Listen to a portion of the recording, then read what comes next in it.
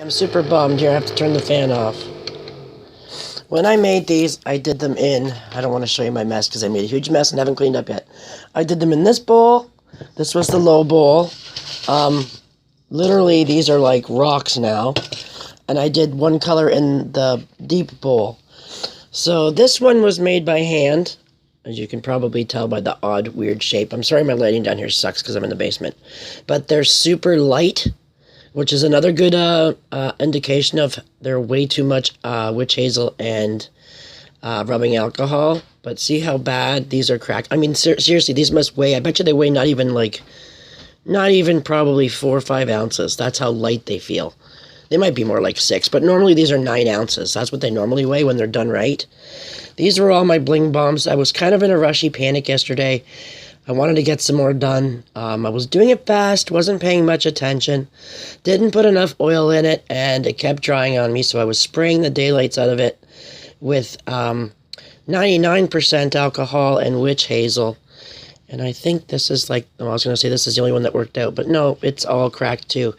When I was trying to pack the mold, the yellow seemed more wet, like more properly, like the right mix, and the pink was super dry. But it wasn't molding right. I was having to jam the molds really tight. It was definitely not enough oil. I added 1 extra tablespoon of cream of tartar, which I'll never do again. I just thought I could get them harder faster, which I won't do. But you can tell I had to go back in with my hands and like squish all the cracks back out. But they sat here overnight with the fan, which normally they would be fine. And you see, they are so powdery. Like, I'm talking ridiculously powdered. Like, you'd almost think I forgot to put something in. But I know, I went over the recipe over and over and over again, and I didn't. All that happened was there was not enough oil. It kept drying out way too fast.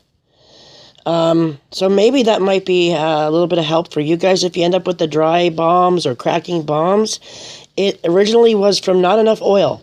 When you're mixing your mix, at least when I do it, I find my batter has to feel like it's already damp sand, but when you squish it, it won't stay squished. Like, it'll stay squished, but you can just go and it molds. Once you've added the alcohol and the witch hazel afterwards, when you do the squishing and you drop it, it should stay that nice shape, but you can break it, but it'll stay firm.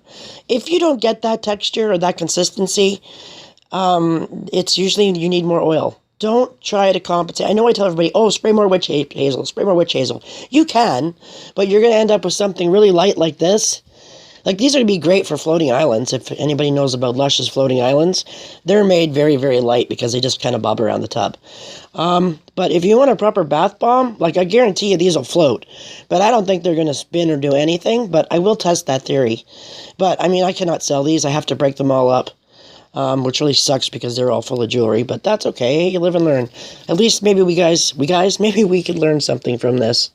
So that's a drag. I haven't had a cracking bomb from a normal recipe in a long time, but maybe this will help you guys figure out why you're